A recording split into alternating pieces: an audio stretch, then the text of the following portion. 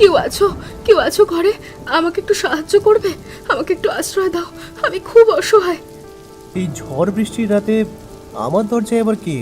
কেউ আবার কোনো বিপদে পড়েছে নাকি? তুমি কে?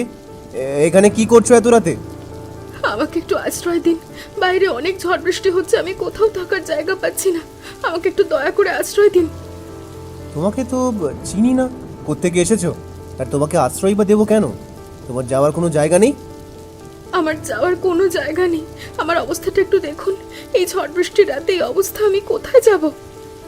এত রাতে কে এসেছো গো? তুমি কে? এই অবস্থায় এখানে দাঁড়িয়ে আছো কেন? দিদি, আমি এক অসহায় মেয়ে, আমার যাওয়ার কোনো জায়গা নেই, আজকে রাতের মতো আমাকে এখানে থাকতে দিন না। না না, এখানে থাকতে দেওয়া যাবে না। তুমি কোত্থেকে এসেছো জানি না, আবার আশ্রয় দিলে কোনো বিপদে পড়ে যায় যদি। না না, বিশ্বাস করুন, কোনো বিপদে পড়বেন না, এই পৃথিবীতে আমার আর কেউ নেই। আহারে, তোমার বুঝি খুব কষ্ট হচ্ছে, তুমি বারণ করছো কেন? মেয়েটাকে একটু সাহায্য করলে এমন কি ক্ষতি হবে?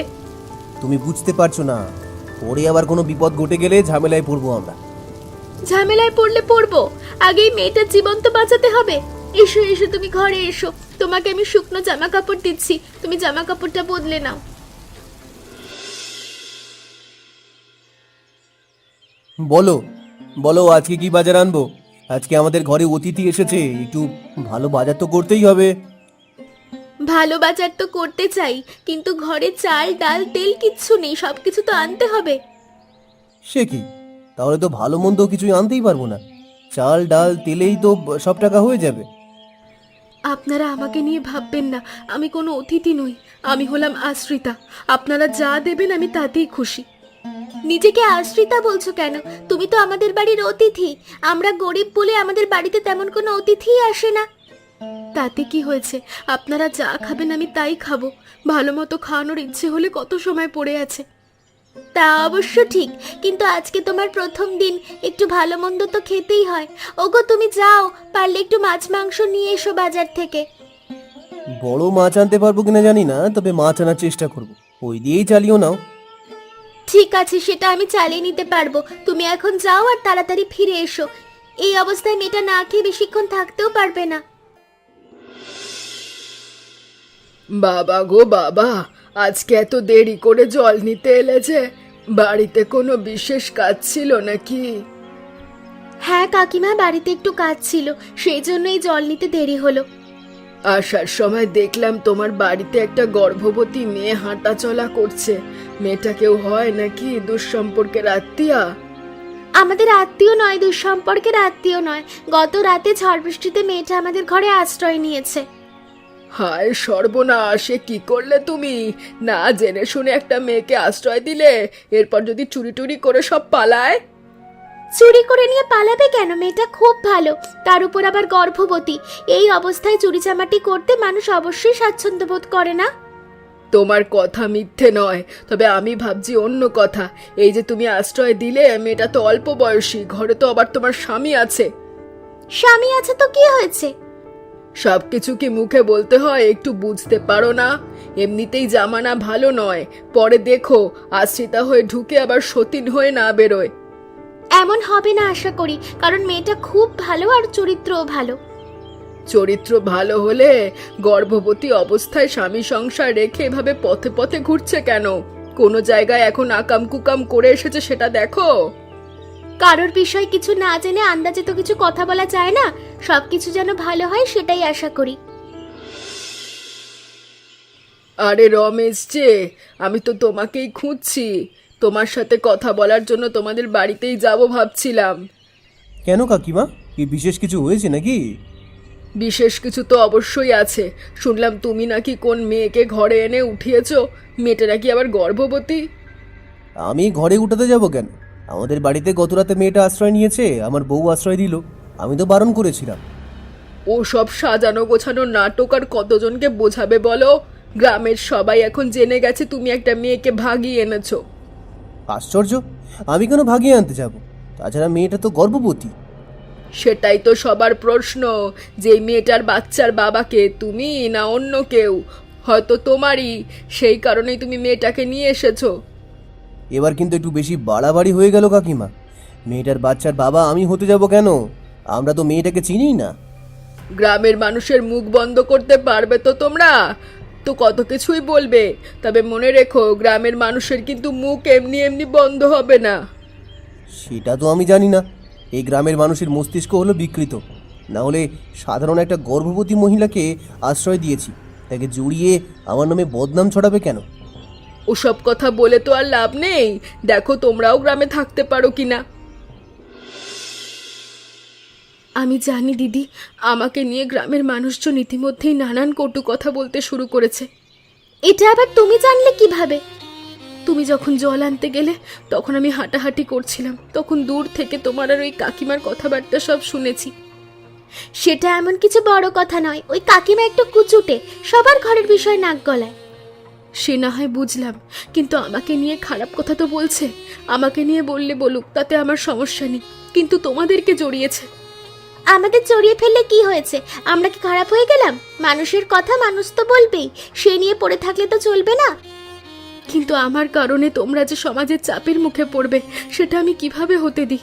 আমার এই অসহায় জীবনের সাথে তোমাদেরকে আমি জড়াবো না। তোমার থেকে এসব কথা আমি শুনতে চাইনি। শুনতে না চাইলেও তোমাকে শুনতে হবে। আমি আর তোমাদের বাড়িতে থাকবো না, আমি আজ বিকেলেই চলে যাব। তোমার শরীর এখন ভালো নয়, তাই তোমাকে আমি বিকেলে কোনোভাবেই যেতে দেব না। আগে শরীর ভালো হবে, তারপর অন্য চিন্তা। কিন্তু দিদি, এটা তো ঠিক নয়, বলো।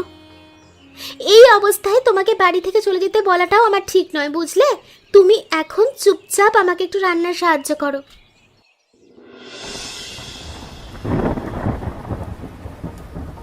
তোমার কারণে তো সমস্ত ঝামেলা হয়েছে। আমি প্রথমে তোমাকে বলিনি আমরা বিপদে পড়বো, ঝামেলায় পড়বো? তুমি তো আমার কথা শুনলে না। আমি মানছি আমি আশ্রয় দিয়েছি, কিন্তু গ্রামের লোকজন এমন কথা বলবে সেটা তো আমি বুঝতেই পারিনি। কেন বুঝতে পারোনি তুমি? গ্রামের মানুষজন যে এমন একটা কথা ছড়াতে পারে সেটা তুমি জানো না? তোমাকে কি বলবো? আমি তো বাইরে কাজ করতেও যেতে পারছি না, এখন কি করব সেটাই আমি ভেবে পাচ্ছি না। মেয়েটা তো বলেছিল এক রাতের ব্যাপার, এক রাত পার হলে চলে যাবে। এখন সে রয়েছে কেন? নিশ্চয়ই তুমি থাকতে বলেছিলে। থাকতে বলবো না কি করব? মেয়েটার শরীর অসুস্থ ছিল বলে তো থাকতে দিয়েছি। এখন বোঝো ঠেলা। তোমার জন্য এই গ্রামে থাকাটাই আমার জন্য দুষ্কর হয়ে পড়েছে। যা হবার হয়েছে, এখন কিছু একটা করো তুমি। এই ঝামেলা থেকে কি করে মুক্তি পাবো সেই চেষ্টা করো। আমি কিছুই জানি না। মেয়েটাকে তুমি গিয়ে বলো চলে যেতে। আমি একা কেন বলবো? তোমাকেও আমার সাথে যেতে হবে। দুজনে মিলে গিয়ে বললে অবশ্যই মেয়েটা চলে যাবে। সেটাই করব। কেন আমরা ওর জন্য ঝামেলায় পড়বো কেন? হ্যাঁ, তাহলে চলো এখনই ওকে গিয়ে বলি। এই রাতের অন্ধকারে বেরিয়ে গেলে কেউ কিছু দেখতে পাবে না। কি হলো দিদি, এত রাতে তোমরা এখানে? কিছু বলবে নাকি? তোমাকে আমরা অনেক আশ্রয় দিয়েছি, অনেকক্ষণ থাকতে দিয়েছি, এখন তোমার চলে যাওয়ার সময় হয়েছে, তুমি চলে যাও। আমি তো চলেই যেতে চেয়েছিলাম দিদি, বলেছিলাম বিকেলে চলে যাব, কিন্তু তুমি তো যেতে দিলে না। সেটা আগের ব্যাপার আগে হয়েছে, এখন তুমি যাও, তোমার জন্য আমরা অনেক ঝামেলায় পড়ছি। তুমি তো বলেছিলে শুধু এক রাতের ব্যাপার, এক রাত থেকে পরে চলে যাবে। তুমি এখনো পড়ে আছো কেন? হ্যাঁ, এমনিতেও আমাদের অভাবের সংসার। ঠিক আছে, তোমরা যখন বলছো, আমি কালকে সকালে সূর্য ওঠার আগে চলে যাব। না, তুমি এখনই চলে যাবে। কালকে কালকে করে তুমি অনেকক্ষণ আমাদের বাড়িতে রয়ে গেছো। একদম ঠিক। সেদিন কেউ এক রাতের কথা বলেছো, আজকে আর তেমন হতে দেবো না আমি। তোমার জন্য আমি মুখ দেখাতে পারছি না। সবাই বলছে তোমার বাচ্চার বাবা আমি। কিন্তু বাইরে যে খুব ঝড় বৃষ্টি, এই ঝড় বৃষ্টিতে আমি কি করে যাব? সেটা তো আমাদের দেখার বিষয় নয়। তুমি আমাদের বাড়িতে আর এক মুহূর্ত থাকতে পারবে না, আমি এটাই জানি। সেই ঝড় বৃষ্টির রাতে যদি আমাকে তাড়িয়ে দেবে, তাহলে আশ্রয় দিয়েছিলে কেন সেদিন? একই তো ব্যাপার হলো, মাঝখানে শুধু আমি অপমানিত হলাম। তোমাদের মতো মেয়ের আবার মান অপমান হয়েছে নাকি? তোমরা রাস্তায় থাকো, রাস্তায় যারা থাকে তাদের মান অপমান বোধ থাকে না। বেরিয়ে যাও এখান থেকে। তুমি আবার এখানে আশ্রয় নিয়েছো? এখন তো গ্রামের লোকেরা আরো কথা বলবে। দেখো দিদি, তোমরা আমাকে আশ্রয় দিয়েছো, তোমাদের কাছে আমি কৃতজ্ঞ। কি এই গ্রাম তো তোমাদের একার নয়, আমি এই গ্রামের যেখানে খুশি থাকতে পারি। সে থাকতেই পারো, কিন্তু তোমাকে নিয়ে যে আমাদের কথা শুনতে হবে এটা তো আমরা মানবো না। যা হওয়ার সেটা হয়ে গেছে। এখন আমি কোথায় গেলাম, কোথায় থাকলাম, লোকে কি বললো, সেটা জানার প্রয়োজন তোমাদের আছে বলে তো আমার মনে হয় না। বাবা গো বাবা, রাত্রিবেলা ঘর থেকে বের করে দিয়েছি আর অমনি চাটাং চাটাং কথা বলতে শুরু করে দিয়েছো। তোমাকেও তো আমি ভালো ভেবেছিলাম, তুমিও তো এখন আমাকে কম কথা শোনাচ্ছ না। শোনাবো না তো কি করব? সবাই মনে করছে তুমি আমার সতীন, আর এখন গ্রামের সবাই বলবে আমার স্বামী গর্ভবতী বউকে ঘর থেকে বের করে দিয়েছে। তাতে এখন আমার কিচ্ছু যায় আসে না। তোমরা নিজেদেরটা নিজেরা বুঝে নাও, আমাকেই ভাঙা ঘরে থাকতে দাও। এই ভাঙা ঘর নিয়ে এতটা বড়াই করো না, বুঝলে তো? হালকা ঝড় হলে এমনিতেই পড়ে যাবে। পড়লে পড়ুক, সে নিয়ে তোমাদেরকে ভাবতে হবে না, আমি আমারটা বুঝে নেব। তুমি এখান থেকে চলে যাও। এই মেয়ে, তুই সেই মেয়েটা না যে রমেশের বাড়িতে আশ্রিতা হয়েছিলে? হ্যাঁ, আমি সেই মেয়ে, তবে আমার একটা পরিচয় আছে। আমার নাম কবিতা। আমি এই গ্রামে এখন থাকতে শুরু করেছি। তুমি এই গ্রামে থাকতে শুরু করেছো কেন? তোমাকে কে অনুমতি দিয়েছে এই গ্রামে থাকার? এই গ্রাম কি তোমার? এই গ্রাম তো আপনারও নয়, তাহলে আপনি এই কথা বলছেন কেন? অনুমতি নেওয়ার হলে আমি নিজেই নেব। ওই গ্রামের শেষে ভাঙা ঘরেই তো তুমি থাকো, তাই না? রমেশের ঘর ছাড়লে কেন? বাচ্চার অস্বীকৃতি জানিয়েছে। আশ্চর্য, আমার বাচ্চা কার সেটা আমি জানি, আপনারা শুধু শুধু রমেশ দাদার নামে কেন দোষ দিচ্ছেন? বুঝি বুঝি, সব কিছুই বুঝি। ওই সুনিতা তোমাকে ঘাড় ধাক্কা দিয়ে বের করে দিয়েছে তো? এত কিছু তো আপনাকে বুঝতে হবে না। এই কথা যে আপনি রটিয়েছেন সেটা আমি ভালোভাবেই জানি। আবার গলা উঁচিয়ে কথা বলছো। এই গ্রামে নম্র ভদ্রভাবে থাকতে হবে, না হলে জমিদারকে বলে একদম বের করে দেব। সমাজ নোংরা করছেন, নোংরা মেয়ে কোথাকার। আপনারা গিয়ে আপনাদের জমিদার বাবুকে নিয়ে আসুন, তারপর আমিও খুলে বলবো আপনারা কি সব ছড়িয়েছেন। এত রাতে এভাবে চিৎকার করছে কেন? কোনো বিপদ আপদ হলো নাকি? গিয়ে কি একবার দেখবো নাকি? এত রাতে ঢোকাটাও তো ঠিক হবে না। জমিদার বাবু, আমার মনে হচ্ছে কেউ বিপদে পড়েছে, না হলে এত জোরে জোরে চিৎকার করতো না কেউ। আমারও সেটাই মনে হচ্ছে, কিন্তু না জেনে শুনে কারো ঘরে ঢোকা উচিত নয়। আপনি হলেন এই গ্রামের জমিদার, গ্রামের ভালো মন্দ দেখার দায়িত্ব আপনার। ভালো মন্দ দেখার জন্য যদি আপনি কারো ঘরে ঢোকেন, সেটা তো কোনো অপরাধ নেই। ঠিক বলেছ, আমাকে ঘরের ভেতর গিয়েই দেখতে হবে। পরে যদি আমি এই মেয়েটাকে বাঁচাতে না পারি, নিজের কাছে দোষী হয়ে থাকবো।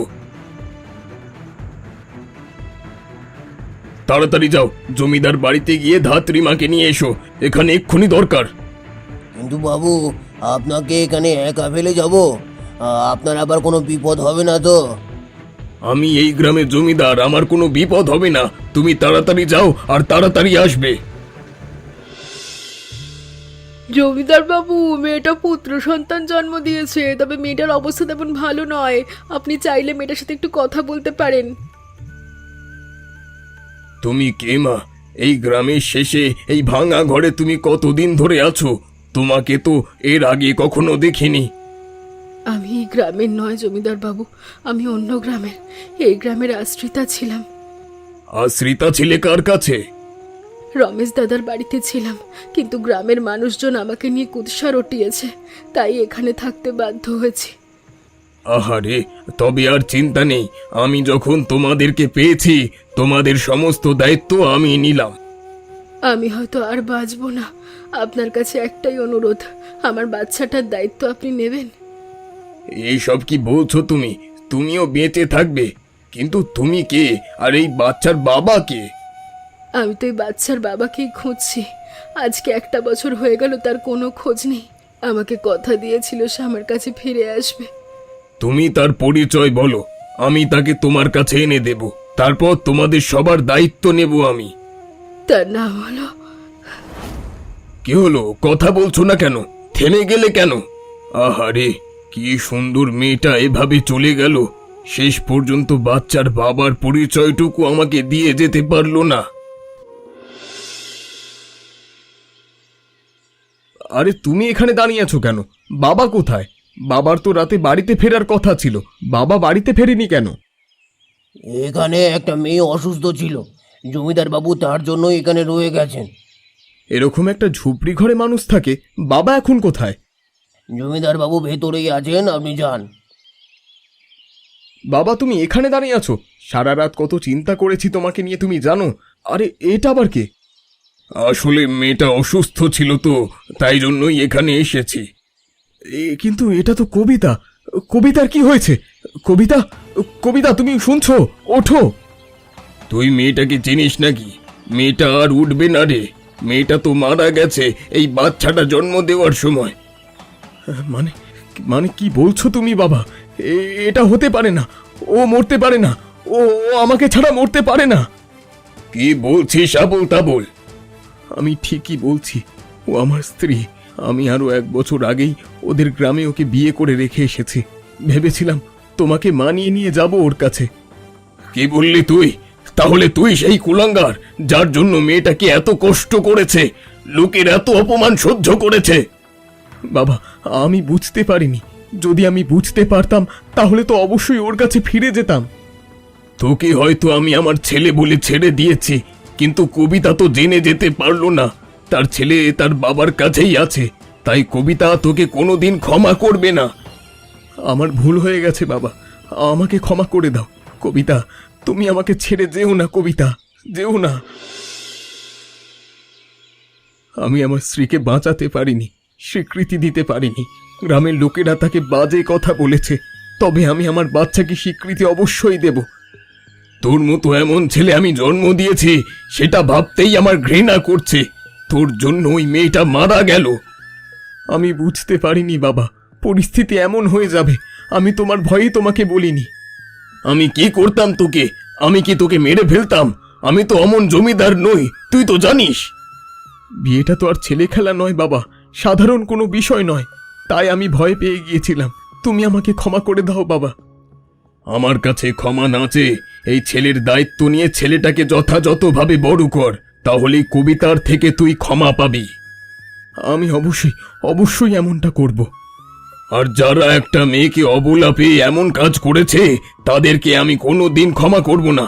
তাদের শাস্তি অবশ্যই হবে। রমেশকে ডেকে পাঠা। তারপর বলো, কবিতাকে তোমরা যখন আশ্রয় দিয়েছিলে তখন কবিতার পেছনে তোমাদের কত টাকা খরচ হয়েছে? খরচের কথা বলছেন কেন বাবু?